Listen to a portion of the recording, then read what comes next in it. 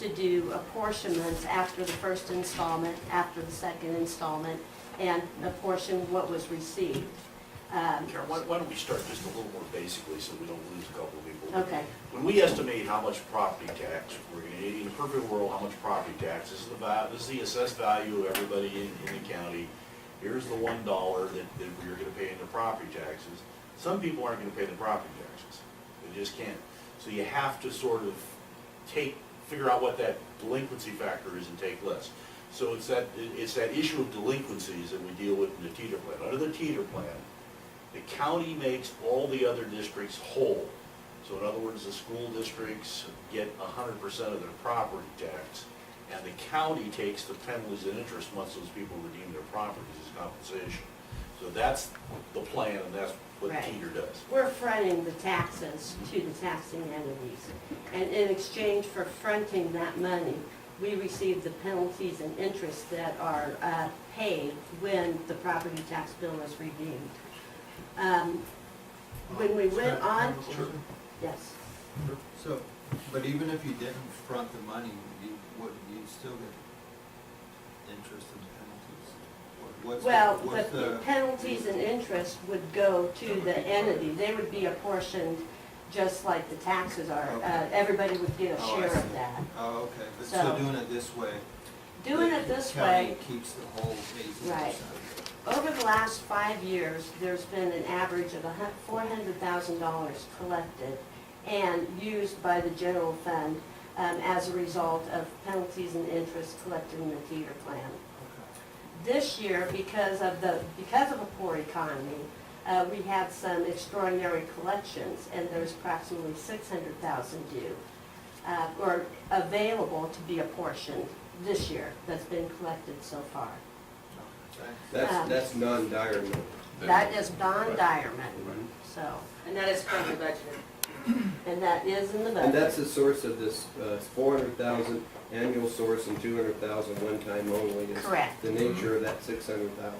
That's right, that's right. And we really can't, I know there's been a lot of redemptions, a lot of delinquent taxes paid in the last year, so I don't think we can really anticipate that 600,000 continuing. You'll probably go back to 400,000 annually. So that's why it was represented as that 200,000 is represented as a one-time source. So concerning the Dyer Mountain delinquencies, there was approximately $3 million in delinquent taxes. Those taxes were distributed to all the taxing entities, including Lassen County, at the time they were billed. So when those payments are made, when those property tax bills are paid off, the $3 million will go back to the Teeter Resource Fund to make that fund whole. The penalties and interest are approximately $1 million, and that will be available to the board to use its discretionary, however you choose. So the $3 million, $2 million of that is delinquent taxes, $1 million is tax and penalties and interest. Roughly. Those are- Okay, yeah, you said 3, okay, right. Right, so, But 2 million of it is basically already spent. correct. It's gotta go back and replace what we've been paying. Correct. So you're not gonna get 3 million, you're gonna get $1 million. Now, Jim's That's question right. included what's statutorily required in a fund like that, and how much do we have? In other Okay. words, do we have X?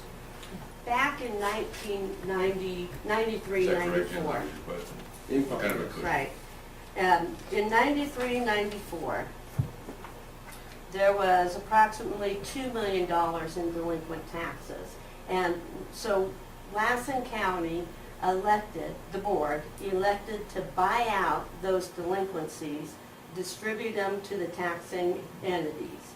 And at that time, the board chose to fund that internally. So that means we advanced the money from our coffers. So it's our money, It's our money, absolutely. So, general fund money. correct. Correct. So what happened was that $2 million was financed by the county. In the first several years of the Teeter plan, instead of those penalties and interest going to general fund, they went to fund that advance. So that's the short story. And it is complicated. Now, I think what you're leading to is, are there funds available? Well, what I'm leading to is this, and I think you did an excellent job of framing it. In 1993-94, which is 20 years ago, we had seen And this. only you were here. Yeah, and I was here, and I was part of those discussions, and I know what was represented to us then, and I want to make sure that what was represented to us then is respected today.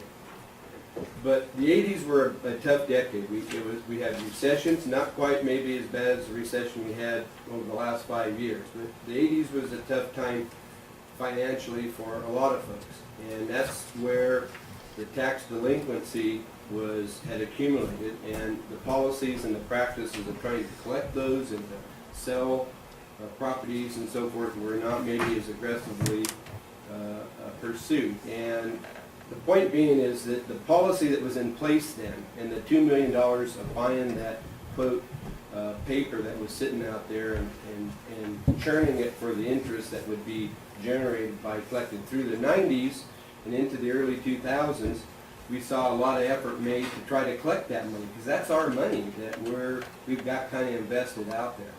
So my concern in the question is, given, you might say, the status of today, and we just, like you indicated, we had a pretty good year this past year cleaning up some of the bad debt that exists in terms of these bad taxes that generated that extra $200,000. I mean, that part of it is $600,000 is far different than what the $2 million were that we were dealing with back then. And so, does it make sense for us to tie up $2 million of our money, being the county general fund money, dealing with this here, or would a more appropriate amount of, whether it be $600,000 or $1 million or some lesser amount, be used to tie that up? In other words, our tax delinquency isn't, I mean, outside of Dyer, okay, isn't $2 million. And it hasn't been $2 million for a while. No, actually, I believe it is about $2 million. The uncollected taxes on the secured delinquent roll? Maybe Richard could, yeah.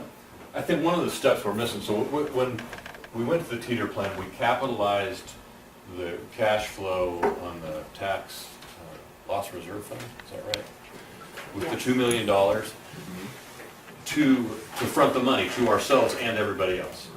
So, and we range from between, say, $2 and $5 million in delinquencies that we have advanced. So we've got $2 million to bankroll $4 million, let's say, for rough numbers, which results in a negative fund balance of 1.8 or so, which is, I think, roughly where we're at on that now. So when, which brings up the question, what is the appropriate level of financing in that fund? Now, if we had $10 million in delinquencies and a $7 million negative fund balance, I think we'd have to deal with that issue and maybe do another borrowing to finance that.